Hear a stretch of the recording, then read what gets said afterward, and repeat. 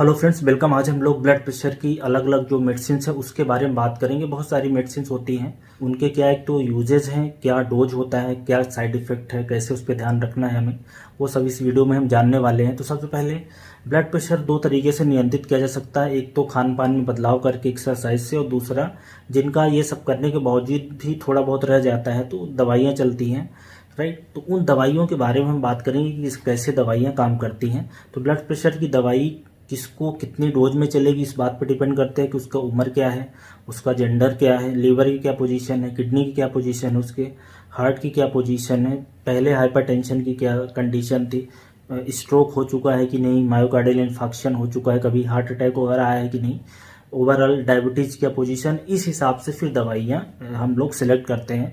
दवाइयाँ बहुत अलग अलग तरह से हैं, शरीर में अलग अलग तरह से एक्ट करती हैं, उस हिसाब से चुनाव किया जाता है। तो ब्लड प्रेशर मोटे तौर पे तीन चीज़ों से नियंत्रित होता है। जैसे ये आर्टरी है, किसी के शरीर में खून जा रहा है, इसमें प्रेशर बढ़ जाना ही ब्लड प्रेशर बोला जाता है।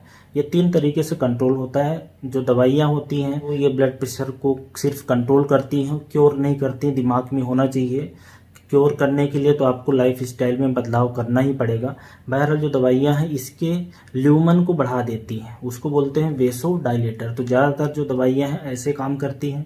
कुछ दवाइयाँ हैं जो हार्ट रेट को स्लो कर देती हैं, तो एक वो वाली भी ड्रग होती है। और तीसरी टाइप की दवाई है जो शरीर में से पानी निकाल देती है, तो उससे ब्लड प्रेशर कम हो जाएगा। जो सबसे मोस्ट कॉमन दवाई यूज होती है अमूमन शुरुआत की स्टेज में, उसको हम लोग बोलते हैं ACE inhibitor, angiotensin converting enzyme inhibitor. इसके एग्जाम्पल हैं रेमिप्रिल जैसी होती है, वो ACE इनहिबिटर होती है, या लाइसिनोप्रिल का नाम सुना होगा, वो ACE इनहिबिटर है।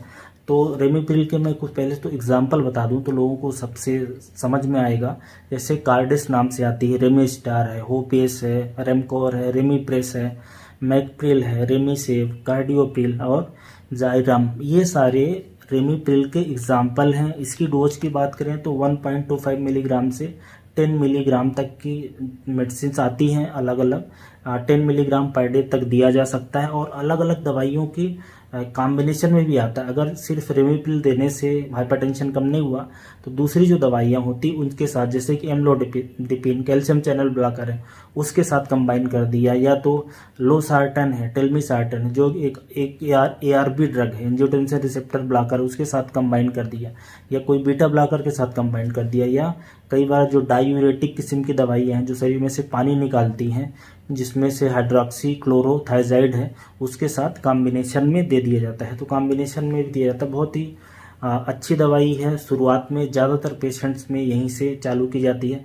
साइड इफेक्ट, कुछ लोगों को खांसी आती है, ड्राई कफ आती है, और कुछ लोगों को स्किन रैशेस वगैरह हो सकते हैं। कोई बहुत ज़्यादा और मेजर साइड इफेक्ट नहीं है। कुछ लोगों में एक तो पोटेशियम का लेवल बढ़ जाता है, तो उस पर नज़र रखने की ज़रूरत होती है, पोटेशियम का लेवल चेक कराते रहें।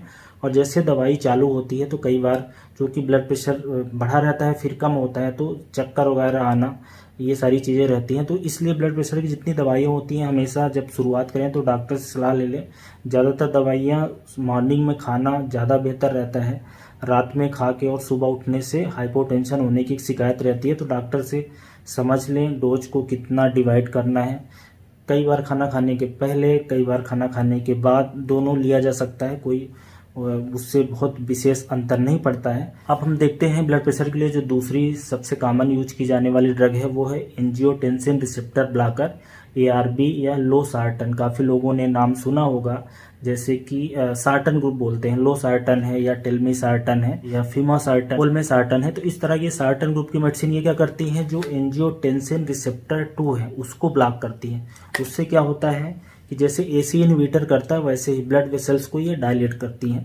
तो इसके पीछे के मैं थोड़ा सा मैकेनिज्म को बताता हूँ कि हमारे शरीर में लीवर प्रोड्यूस करता है एंजियोटेंसिनोजन, जिसको रेनिन कन्वर्ट कर देता है एंजियोटेंसिन 1 में। एंजियोटेंसिन 1 फिर एंजियोटेंसिन 2 में कन्वर्ट होता है। एंजियोटेंसिन 2 में कन्वर्ट करने के लिए चाहिए ACE इनहिबिटर। तो ACE इनहिबिटर जैसे है वैसे ये एंजियोटेंसिन 2 रिसेप्टर ब्लॉकर, ये दोनों एक जैसे ही काम करते हैं।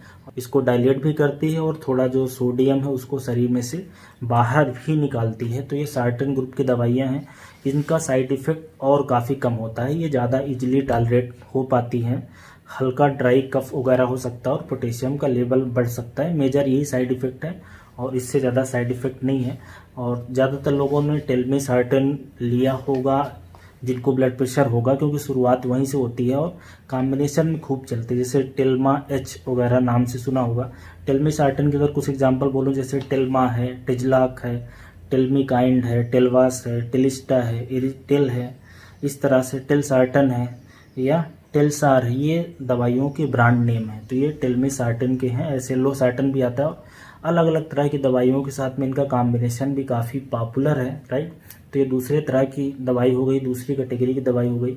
अब तीसरी कैटेगरी की दवाई की बात करते हैं। नाम सुना होगा एम्लोडिपिन का। एम्लोडिपिन एक तरह का कैल्शियम चैनल ब्लॉकर है जो अगेन क्या करता है, जो ब्लड वेसल्स है उसको डायलेट कर देता है, ठीक है। इसका मैकेनिज्म थोड़ा सा हट के है, ये कैल्शियम को ब्लॉक करता है। तो एम्लोडिपिन इसका एग्जाम्पल है। ऐसे निफेडिपिन है, वीरापामिल है, ये सारे कैल्शियम चैनल ब्लॉकर होते हैं।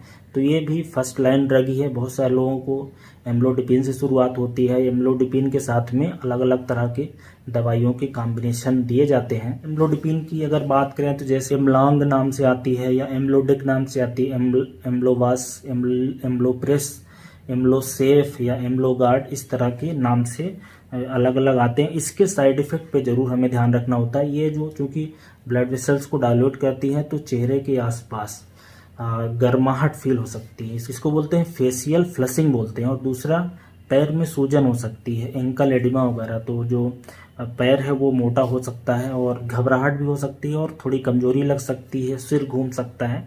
तो इस तरह के भी इसके साइड इफेक्ट होते हैं। और कुछ रेयर केसेस में लीवर में प्रॉब्लम हो जाना, लीवर डिसीज या पैंक्रियाटाइटिस। चौथी कैटेगरी की बात करें तो डायूरेटिक्स, ये एक बहुत ही इंपॉर्टेंट क्लास मेडिसिन है। ये बिल्कुल अलग तरह से काम करती है, शरीर में से जो ब्लड का वॉल्यूम है उसको निकाल देती है। तो ये डायूरेटिक्स के अगर एग्जाम्पल की बात करें तो फ्यूरोसिमाइड, लोगों ने सुना होगा नाम, फ्रूसेमाइड नाम से आती है, लेसिक्स है, स्पायरेनोलेक्टोन है, इंडेपामाइड है और हाइड्रॉक्सीक्लोरोथाइजाइड है, एम्लोराइड्स है। ये सारी दवाइयों के नाम हैं, ये सारी ड्रग्स के नाम हैं जो डायूरेटिक्स में आती हैं। तो ये शरीर में से पानी निकालती हैं और ब्लड प्रेशर कम हो जाता है। तो केस में डायूरेटिक्स जो ARB रिसेप्टर ब्लॉकर है या जो AC इनहिबिटर, उसके कॉम्बिनेशन के साथ में यूज होती है। और ये दवाइयाँ जो हाइपरटेंसिव इमरजेंसी होती है, सडन ब्लड प्रेशर जिनका बढ़ जाता है, उसको कंट्रोल करने के लिए अच्छी दवाई होती है। इसकी एक दो साइड इफेक्ट ये है कि शरीर में से तो पानी निकालती है तो डिहाइड्रेशन की शिकायत रहती है, जैसे कि मुंह सूखने की शिकायत रहती है, या तो शरीर में से सोडियम निकल जाता है, पोटेशियम निकल जाता है और मैग्नीशियम निकल जाता है। तो ये तीनों आयन पे ध्यान रखने की जरूरत होती है, इसलिए मसल वीकनेस वगैरह हो सकती है।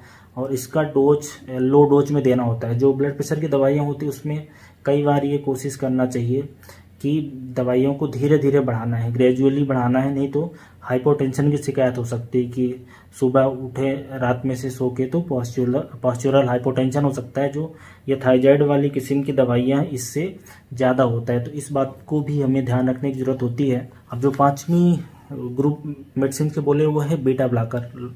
बीटा ब्लॉकर क्या करती है, जो हार्ट रेट है उसको स्लो कर देती है। वो एक एंटी हाइपरटेंसिव तो बहुत अच्छी नहीं होती, लेकिन ऐसे लोग जिनको हार्ट में कोई प्रॉब्लम है या एंजाइना हो रहा है, मायोकार्डियल इन्फेक्शन हो सकता है, उनका हार्ट कमज़ोर है, या तो ब्लड प्रेशर किसी को घबराहट, एंजाइटी, टेंशन के कारण हो रहा है, उस केसेस में बीटा ब्लॉकर दी जाती है। तो ये हार्ट रेट को कंट्रोल करती है, एरिथमिया को कंट्रोल करती है बेसिकली। तो उनके लिए बीटा ब्लॉकर दी जाती है। ज़्यादातर केसेस में कॉम्बिनेशन में दी जाती है, कई बार अकेले भी दी सकती है, जैसे कि मेटाप्रोलाल है, टेनोलाल है, प्रोपेनोलाल है, ये सारे बीटा ब्लॉकर्स कैटेगरी में आते हैं। इनके साइड इफ़ेक्ट की बात करें तो ऐसे लोग जिनको दमे की प्रॉब्लम है, अस्थमा की प्रॉब्लम है, फेफड़े में सांस लेने की समस्या है, उनमें थोड़ा सा ध्यान रखने की ज़रूरत होती है। लोगों को एलर्जिक कंडीशन हो जाती है और हाथ पाँव में सूजन हो जाती है। इसके अलावा कुछ लोगों के हाथ पाँव ठंडे पड़ जाते हैं। जो एक्सट्रीमिटीज है, जो ब्लड सप्लाई है, उसको भी थोड़ा सा ये प्रभावित करती है। इसलिए ऐसे लोग जिनमें एक हम लोग बोलते हैं रेनाल्ड्स फिनोमेना हो जाएगी, ब्लड सप्लाई अच्छे से नहीं हो पाती होती, उस केसेस में कंट्राइंडिकेटेड है, उसमें ऑब्जर्वेशन की जरूरत पड़ती है। और ऐसे ही ये बीटा ब्लॉकर्स मेटाबॉलिक एसिडोसिस कराते हैं, शरीर के अंदर एसिड का लेवल बढ़ जाता है।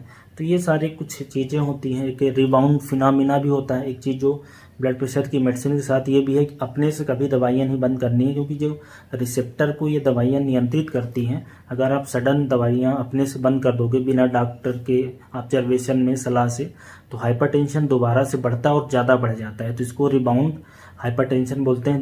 काफ़ी कॉमन फिनोमेना है, इस चीज़ को भी देखना होता है। और एक जो आखिरी क्लास मेडिसिन है वो है क्लास 6 है, वो centrally acting anti hypertensive drug. ये अल्फा 2 एड्रिनर्जिक रिसेप्टर स्टिमुलेशन होते हैं, ये दिमाग के लेवल पे काम करते हैं। उसके एग्जांपल है एक तो क्लोनिडिन है, अल्फा मिथाइल डोपा होता है, सेंट्रली एक्टिंग में आती है, लेकिन ये बहुत पॉपुलर इसलिए नहीं है। कुछ कुछ केसेस में क्लोनिडिन दिया जाता है कि एक तो इनसे सिडेशन होता है, सिडेशन होता है, इसलिए दिनचर्या प्रभावित होती है, मुंह सूखता है, ड्राई माउथ की शिकायत होती है और इम्पोटेंसी वगैरह भी होती है, इसलिए बहुत ज़्यादा ये पॉपुलर नहीं है। तो जैसा हमने देख लिया कि ये 6 क्लास ऑफ मेडिसिन है, अलग अलग पेशेंट्स में डिफरेंट कॉम्बिनेशन यूज करने पड़ते हैं। किसी को के कुछ साइड इफ़ेक्ट होते हैं, किसी के कुछ साइड इफ़ेक्ट होते हैं। कई बार कॉम्बिनेशन में दिया जाता है अगर किसी का बीपी नहीं कंट्रोल हो रहा है। तो ज़्यादातर ये समझ में आपको अब आ गया होगा एक तरह से कि इतनी तरह की दवाइयाँ होती हैं और एक ग्रुप में बहुत सारी दवाइयाँ हैं, फिर एक पर्टिकुलर दवाई अलग अलग ब्रांड नेम से आती है। इसलिए जो पेशेंट्स होते हैं ब्लड प्रेशर के, उनको अपनी दवाई को समझना जानना कई बार मुश्किल होता है। और भी दवाइयों के पीछे कंसेप्ट होता है, मैन्युफैक्चरिंग का अलग कंसेप्ट है, कौन बना रहा है, फिर कौन उसको मार्केट कर रहा है, तो मोटे तौर पे बहुत मुश्किल हो जाता है। तो ये मेरी तरफ से कोशिश है कि ब्लड प्रेशर कितनी तरह की मेडिसिन है, इसको आप लोग समझो, जानो, किस पे क्या चीज़ ध्यान रखने की ज़रूरत होती है। होप कि ये वीडियो आपको हेल्पफुल रहेगा। ऐसे लोग जो ब्लड प्रेशर है जिनको और वो मेडिसिन पे हैं, मेरी तरफ से सलाह रही कि आप एक्सरसाइज ज़्यादा करें, खाने में तेल मसाला नमक कम से कम डालें, तो दवाइयों का डोज कम हो जाएगा, कुछ केसेस में दवाइयाँ बंद भी हो जाएंगी। सो आई होप ये वीडियो आपको हेल्पफुल रहेगा। So thank you so much.